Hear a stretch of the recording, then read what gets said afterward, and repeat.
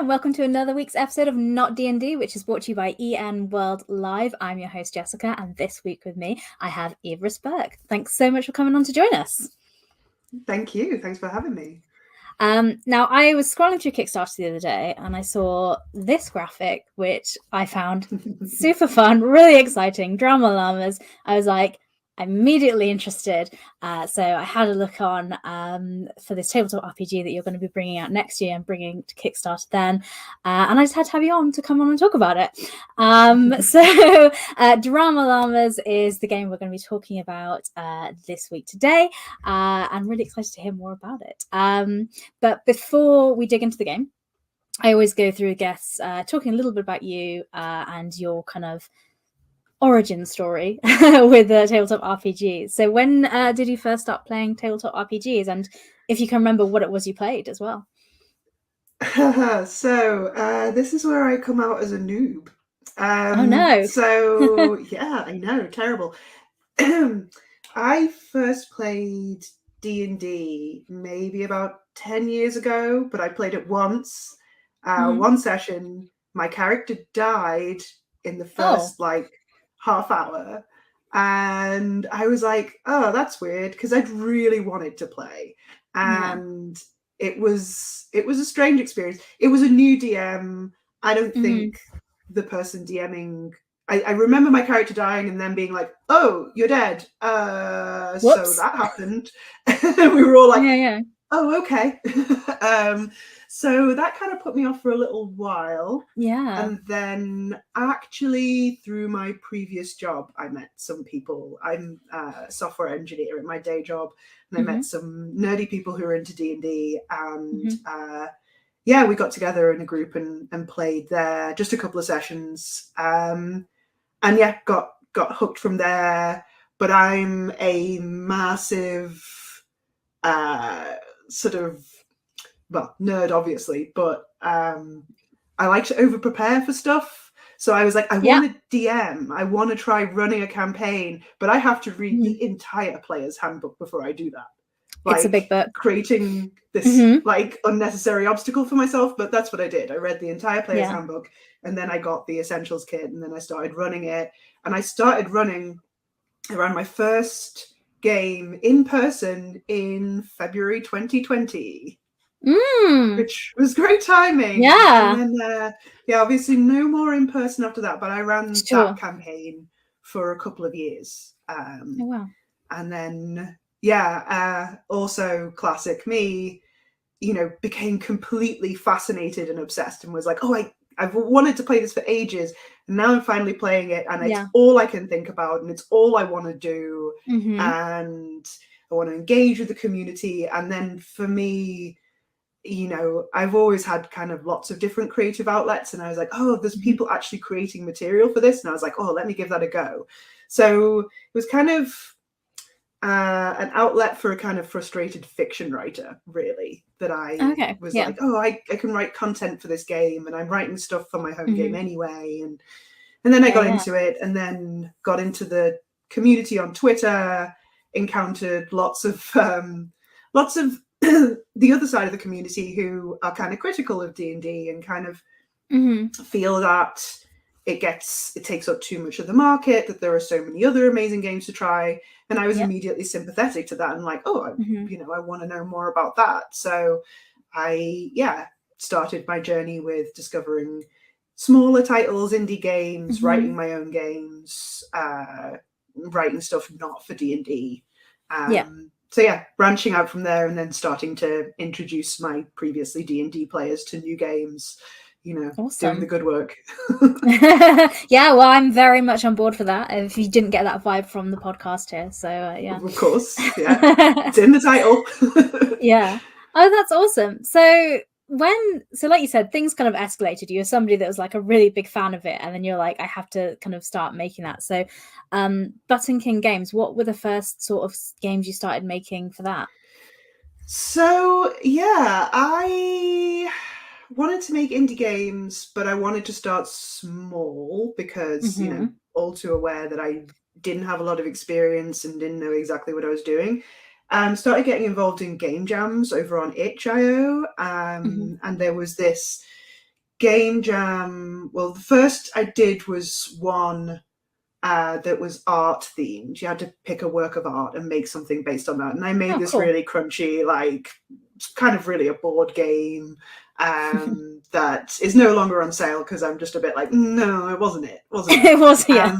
Okay. That was the first attempt. And then my second attempt was a solo game for a cozy game jam that was supposed to be games that you play, preferably solo, something on a rainy day to kind of make you feel better, something escapist and cheery.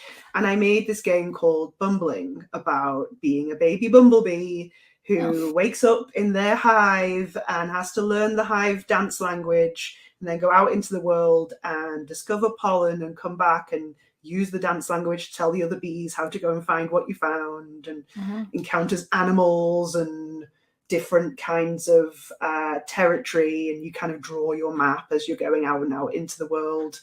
So it's a sort of doodling, journaling kind of cute little game, and that actually got quite a lot of attention and traction. So that was really cool and really encouraging early on. And since then I've made, a couple more things, written a couple more things. But the last, 6 months or so has all been Drama Llamas all the time since I had this idea and started testing it and writing it. Amazing. Well, that's a great transition into us talking about it. Let's talk about Drama Llamas. And I'm going to start because you mentioned the art was the first thing that kind of caught my eye when I was scrolling through Kickstarter, seeing all the upcoming games. Who's doing the art, and what was kind of your ideas for it? So I already had a couple of versions of the rule set done and like a few play tests done before I started thinking about art. But, having attended conventions and, started buying books myself and picking things up, it's just impossible to escape how important art is in the tabletop community in terms of, not only selling a book, but also creating the atmosphere of the book and being clear about what the genre and the intention behind the design is. So I wanted something very in keeping with, this game that is ultimately comedy, quite silly, quite a surreal prospect. I mean, to be clear, it's a game about you play as a reality TV show contestant who is also a llama, and all your friends around the table are also on the same competition and are llamas. So of course, it's silly and surreal and cute, but also chaotic and funny. So I wanted a very cartoony style. And I went out looking for artists, and I hit on Alvaro Torres, who has done this art. That's Alva Worm on Instagram, if you want to follow them there. And as soon as I saw his art style, I was like, oh, this is what I need. Like the color, the sense of motion, the sort of, the joy on that llama's face on the Ninja Warrior one at the end. A bit of back and forth. I explained what I needed, and they asked all the right questions, and I just could not be happier. And of course, if the Kickstarter goes well, then I will be buying more of this art, because it's just the joy that it gave me to have this art come back. It's the first time I've, my previous things that I've worked on, I've done the art, or my partner who does some art has done things, but we never hired a professional before. And the difference that has made is just joyous. I love it. I've been splashing it about all over the place because I just it's exactly what I was looking for, and I can't praise Alvaro enough for the work that he's done. Well, it's certainly sparked joy with me as well, because it's the thing that caught my eye and made me want to invite you on. So it's definitely working. So talking about Drama Llamas, you briefly kind of mentioned what the game is about there. But if how do you describe it to people in your little pitch? Just briefly. The pitch is that it's a GM-led storytelling game about reality TV, where you play as a fame-hungry llama who wants to win at any cost. The central mechanic is about creating and managing the amount of drama that you create in order to capture the attention of an audience and Yeah.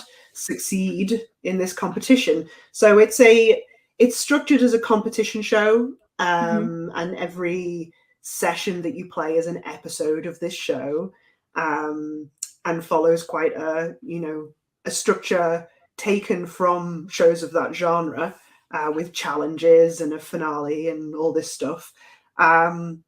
And dice rolls decide who wins the challenges, but there are modifiers based on, what kind of role you're playing, how much drama you've created, whether you've created too much, too little, how you're doing there. So yeah, that's the basics.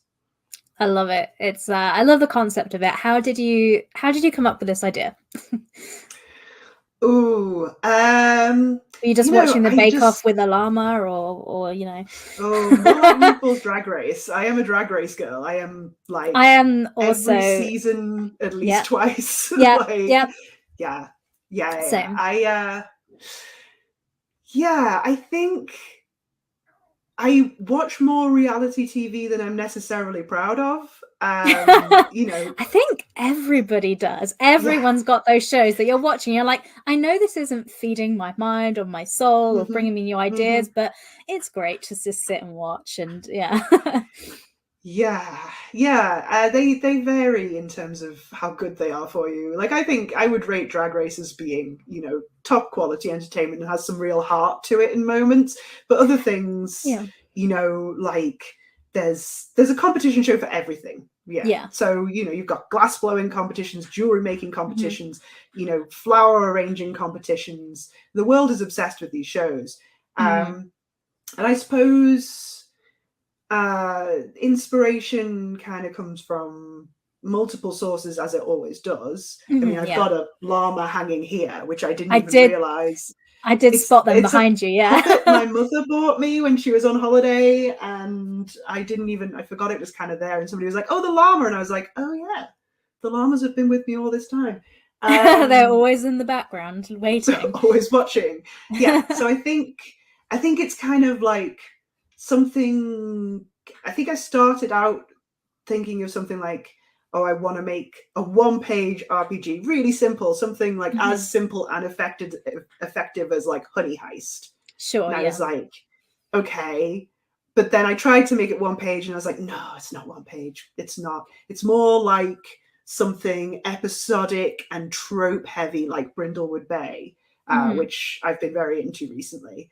And then I was like, okay, but what if you did that kind of trope heavy, episodic, inspired by the structure of TV shows, but you did it with reality TV, which is a genre that, being real, I know very well. And it just, as soon as that kind of clicked, I was like, oh yeah, and you could do this and you could do this. It was one of those, like, something clicked into place, and then a million lines drew off that. And it was like, okay, there's a lot you can do here.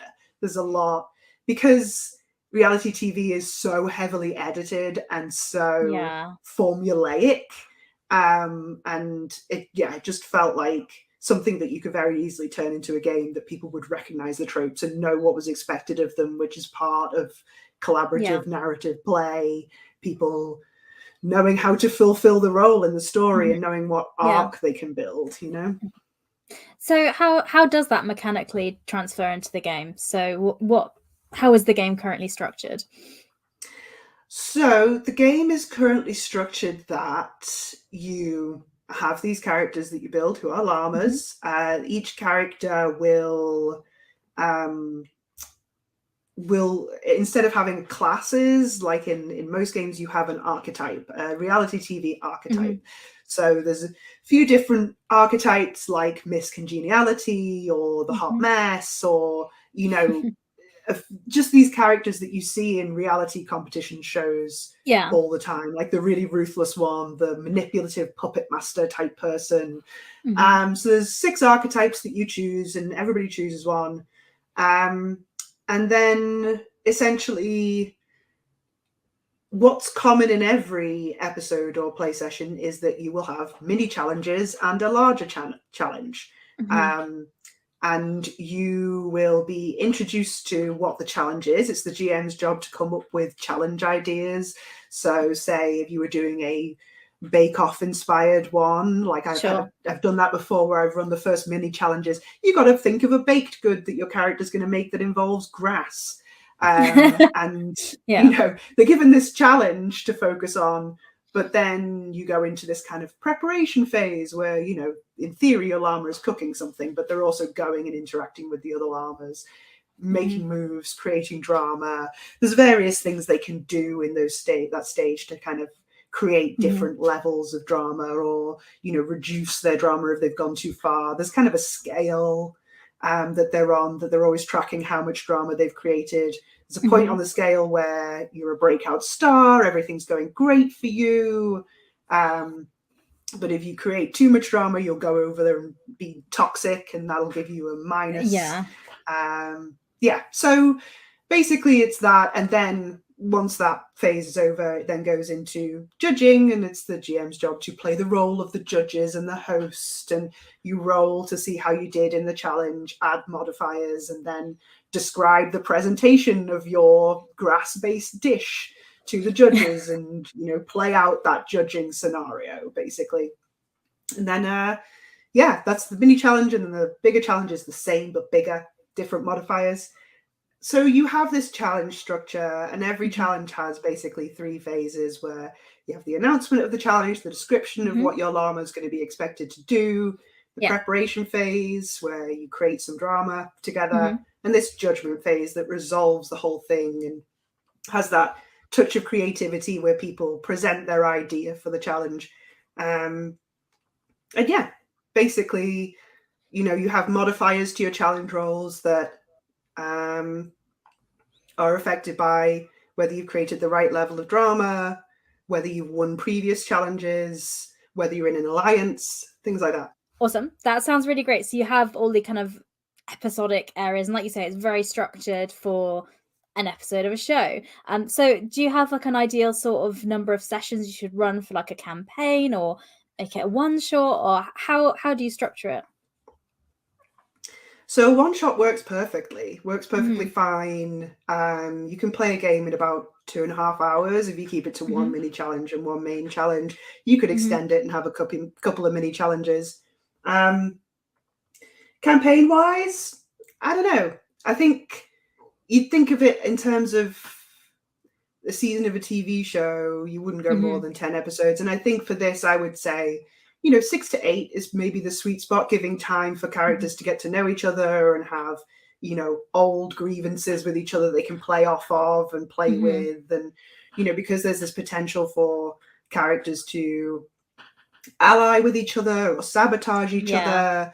There's also this role of a mechanic we call Deep Dark Secrets, which is you get to pick a secret that your llama has, and you gain a benefit from revealing your llama's deep dark secrets, that then like you can reveal 1 per episode, so you can build quite a lot of layers of narrative of the backstory of your llama just on the fly by picking a secret. And we've got a list of secrets that you pick from, basically. So I would say like a 6 to 10 you know, episode arc, and I'll actually be streaming a 4-episode arc on Girls Run These Worlds over there in February, March. Okay, great. So people can see how that goes. We'll actually be doing something interesting over there with it that we won't do in home games. In home games, it would run differently on stream to a home game, I think, is all I'll say. But I would say, it's a short campaign, and it's so easy to prep a game of this. Like, you just, as a GM, you need to know who your host is, who your judges are, and 2 to 3 challenges per episode. And a challenge is just a prompt, you know, like a picnic basket where none of the food is made out of what it looks like it's made out of. Like if you're doing a themed one, or, you know, it's just short page of notes. And I guess you just pick the genre of reality TV that you know and like, and then it's probably quite easy for you. Because then, like you say, if you're really into RuPaul's Drag Race, So what in playtesting, what sort of competitions have people chosen? I assume there's been a drag race style one with llamas, because that sounds delightful. We haven't done drag race. There's no drag llamas? Not yet. Gonna have to at some point. Yeah. So I think what have we done? The first one we did like a Survivor type thing, which was quite fun because it was a one shot. So I had them on like a volcanic island and a volcano exploded at the end, and it was still very silly. Peak drama, yeah, absolutely. I've done a sort of bake-off style one that we called Great Llamas Baking Stuff. We've done inventors, did one with a group who wanted to be inventors and have, you know, the challenges were everyday problems to solve. Like I think one of the challenges was, when you're at a party and you have a plate of food and a drink, and then you also want to check your phone, how are you going to do all these things? And the challenges only have to be simple, and then it gives the players space to be creative and weird in the way that their weird character would approach this, or how a llama would approach this problem. So yeah, it's quite the inventors one was funny. That was with a group of friends. They've all been pretty daft and fun, honestly. I think part of the aims of the game is just to leave a lot of space for role play. Like this is a role player's game. This is a game for people who want to play a larger than life character and interact with other characters, and the mechanics exist just enough to drive that and kind of leave everything else out. So well, it definitely sounds to me like a rules light, really fun, tabletop RPG, one of those ones that's giving you prompts and something to just pick up and run with, and with your llama. And I think the fact that you're playing a llama in a reality TV show gives you permission to be silly and be a bit more, because it's it's not like you're being a person in a really serious setting and you're like, I don't know if this is allowed. The llama thing 100% lightens the tone of something that could become quite, because in reality TV, people are really not nice to each other on those shows. It can get quite catty. And it's important that when you're playing a game with your friends that you can dip into that to the extent that you're having a fake fight, and that's fun and kind of like releases some tension in some ways, but never to the point where you're bringing anything real into it, or never to the point where you're actually being cruel or mimicking real world sort of power dynamics or issues. So making it llamas just means that it keeps everything, it's kind of stops, I find, people playing total self-inserts the way that people get tempted to do in every game. I'm going to play basically an aspect of myself. I mean, you are an aspect of yourself no matter what character you're playing, but if you're a llama, it's hard to take personal offense when somebody I don't know. I've never been personally offended by a llama, so that makes perfect sense. So as we mentioned before, the game is coming to Kickstarter in early next year, in 2023. You've got the Kickstarter pre-launch page on, so I've clicked there to be notified when it launches. So links there on the screen if you're watching, and if you're listening to the podcast, it's in the show notes, so you can click there so you can be notified when it launches next year. So where you mentioned you're in the stage of playtesting, so where are you at with the game at the moment in terms of, are you in the middle of playtesting? Are there any tricky bits you're working through you could share with us, or let's see. I'm hoping we're near the end of playtesting. Okay. But I think you'll hear a lot of designers say that before they're actually near the end of playtesting. I've got a deadline at the end of the year, basically, so we better be. I've got an editor lined up to look at this. But in recent versions, the rules have stabilized for quite a long time now, in terms of the basics. But at this point, it's me resisting my temptation to add more mechanics in and add different things that people could do. It's interesting because every playtest fills me with so many ideas. Every playtest I come away and I'm like, you could do this, and you could do this, and you could do this, and it's very hard to sort of be like, okay, but at this point we need to scale back and just try and solidify and just do the things that really add value and take out things that don't. So tricky bits recently, things like just some mechanics that weren't as interesting as they could be, that needed like improving, like alliances. Initially it was as simple as, if you're in an alliance with somebody, then you get a boost to your challenge roll. But playing that out, that was a little bit dull. You just go up to the player and be like, alliance, and there's no downside to it, so they're like, yeah, sure, why not? Yeah.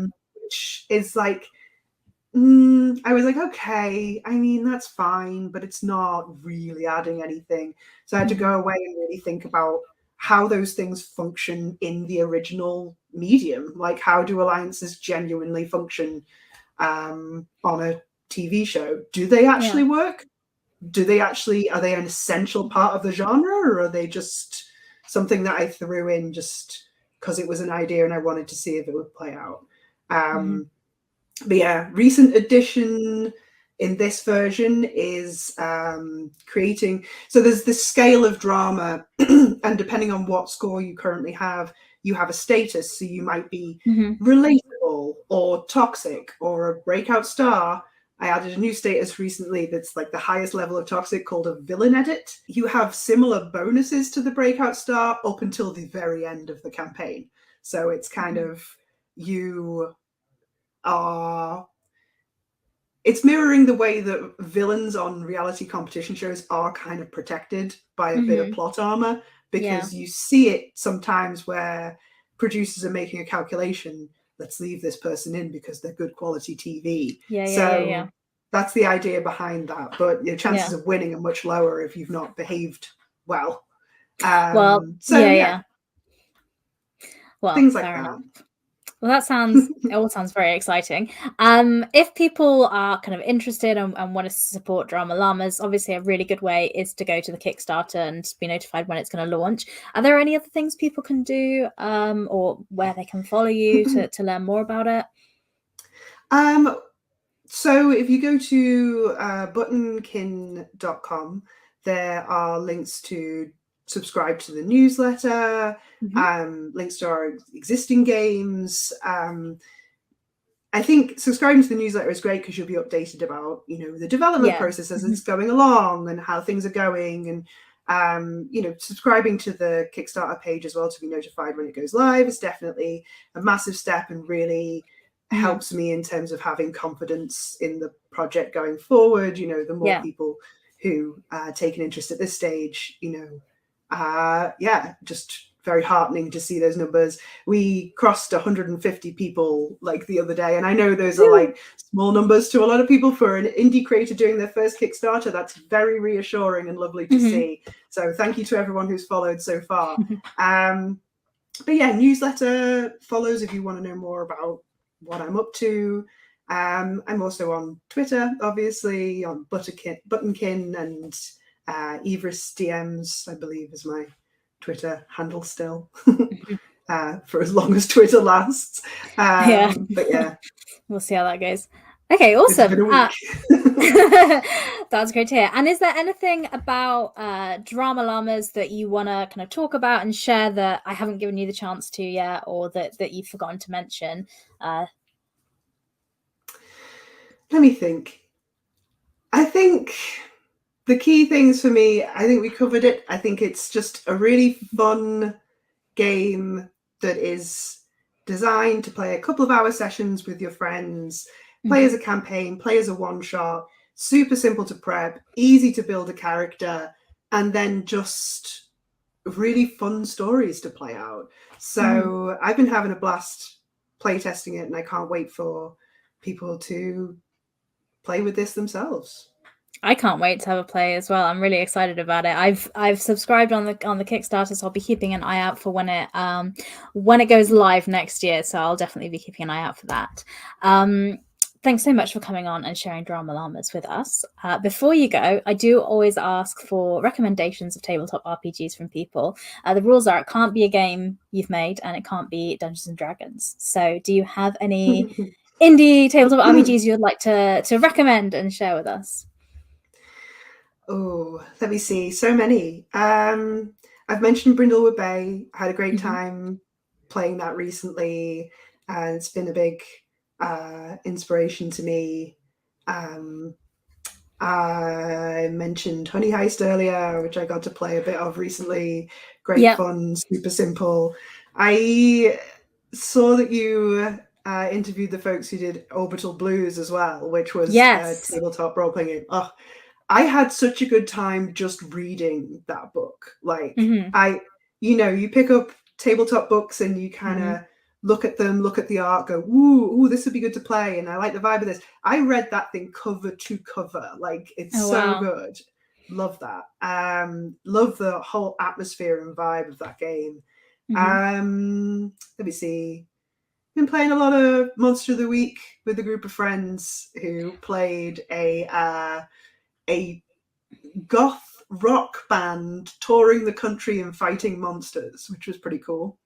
Yeah, Monster of the Week is our guest we had on just last week as well. So really, I haven't watched that one yet. I'll have to watch that one. Fabulous, so good.